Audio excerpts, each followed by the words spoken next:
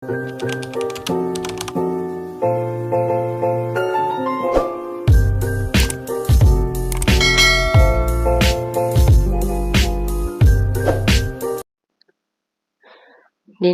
Mafia Tampan bab 92.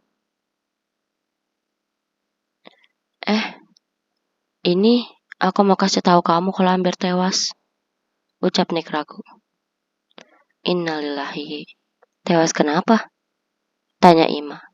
Ia tidak menunjukkan keterkejutan. Dilenyapkan pria yang selama ini dekat sama dia, jawab Nick. Ia heran melihat reaksi Ima biasa saja. Ia pikir istrinya akan terkejut. Mungkin memang sudah umurnya, ucap Ima.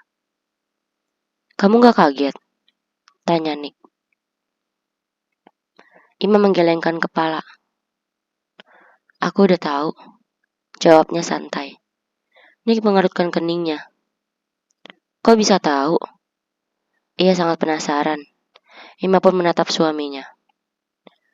Waktu Jo telepon kamu, aku masih bisa dengar suaranya. Jadi aku tahu sejak saat itu, jelas Ima. Nick tercekat. Ia merasa bersalah karena tidak langsung menceritakannya pada Ima. Sayang, maaf. Waktu itu aku kaget jadi belum sampai cerita ke kamu. Ucapnya gugup. Udah mas, aku gak masalah. Selagi kamu masih mau cerita, aku akan menghargainya dan berterima kasih karena kamu sudah jujur. Ucap Ima. Aku paham bagaimanapun kamu pasti terkejut saat mengetahui wanita yang pernah mengisi hidupmu itu tewas. Apalagi hubungan kalian kan sangat intim. Ucap Ima sambil memicingkan mata. Dalam kondisi seperti itu, naluri Ima sebagai wanita muncul. Setiap membahas Amber, ia selalu ingat bagaimana hubungan Nick dengan wanita tersebut. Sayang, tolong jangan bahas itu lagi. Itu adalah penyesalan terbesarku. Aku tadi kaget cuma karena gak nyangka aja. Gak ada hubungannya dengan perasaanku.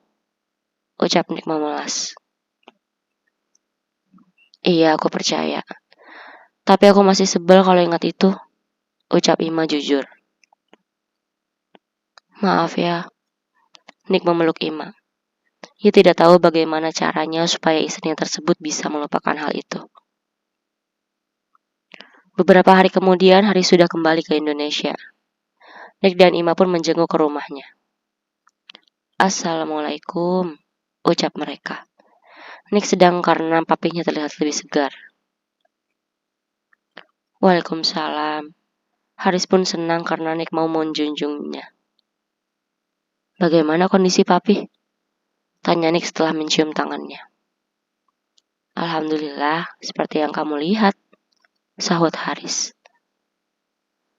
Pi, aku minta maaf ya. Sebagai anak, aku sangat egois. Hanya memikirkan perasaanku sendiri. Ucap Nick menyesal. Sudahlah, papi juga salah. Lebih baik kita lupakan yang telah lalu. Papi janji akan berusaha lebih bijak lagi sebagai orang tua. Janji Haris. Terima kasih, Pi. Ucap Nick sambil memeluk papinya itu. Ros dan Ima sangat senang melihat mereka bisa berdamai kembali. Lily belum sampai, Mi? Tanya Nick. Belum, Nick. Tadi katanya sih pesawatnya baru landing. Jo jadi jemput dia kan?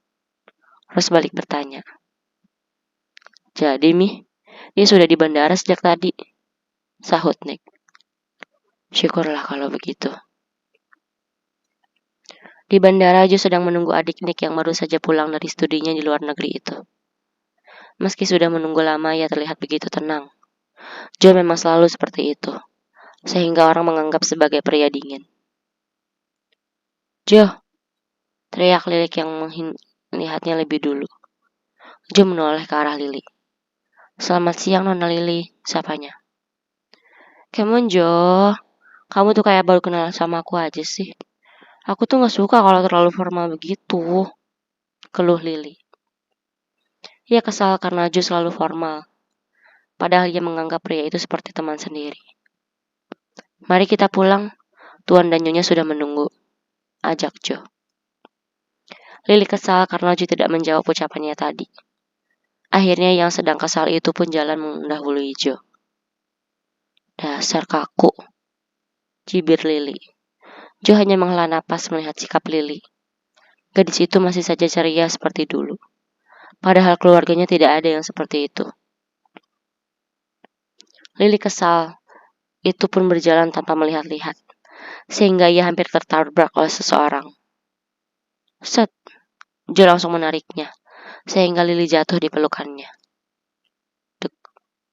Jantung Lily hampir melompat. Ia sangat terkejut karena tiba-tiba ditarik seperti itu. Ia pikir dirinya akan jatuh, namun ternyata ia jatuh ke dalam pelukan pria yang ternyata mengalihkan perhatiannya. Kenapa dia mendadak jadi charming gini sih?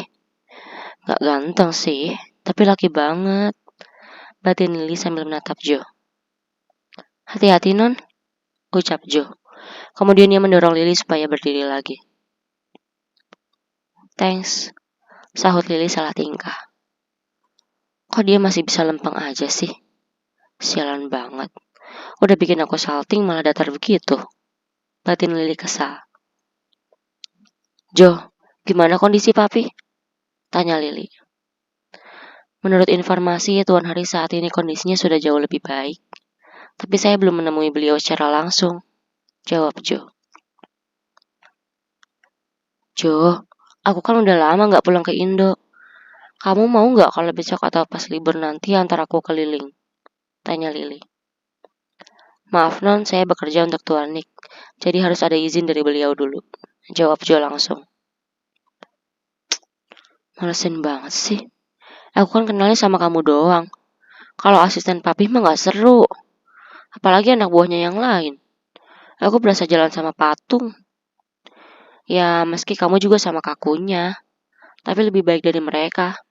Kalau Lily kesal. Seperti biasa, Jo tidak merespon ucapan Lily. Ia tetap fokus menyetir mobil. Lily pun bersungut-sungut di belakang. Ngomong sama orang berasa kayak ngomong sama tembok. Beberapa saat kemudian mereka sudah tiba di rumah Haris. Lily pun langsung turun dari dan masuk ke rumah itu.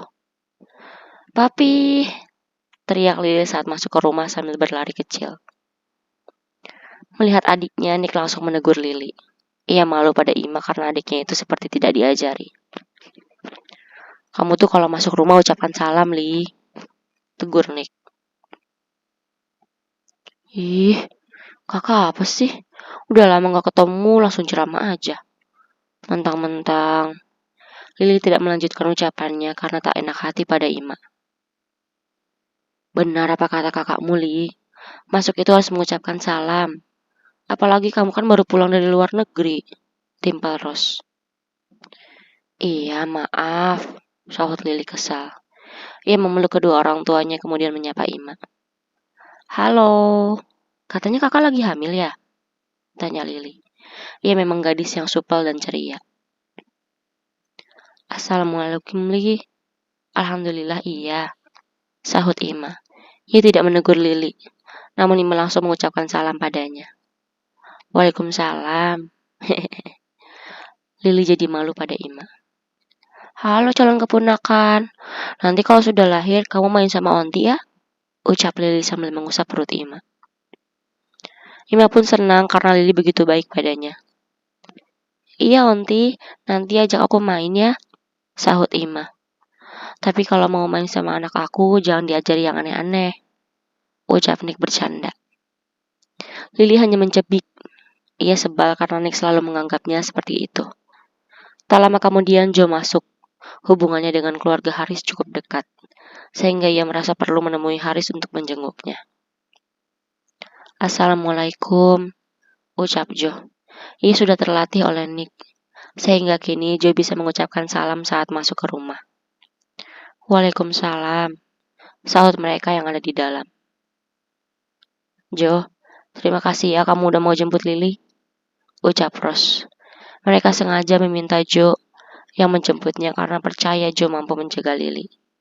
Sebab kemampuan Jo sudah tidak diragukan lagi. Oh iya kak, Kalau aku mau minta temenin Jo buat jalan-jalan, boleh kan? Tanya Lily pada Nick. Jo langsung menoleh ke arah Nick. Ia memelas agar Nick melarangnya.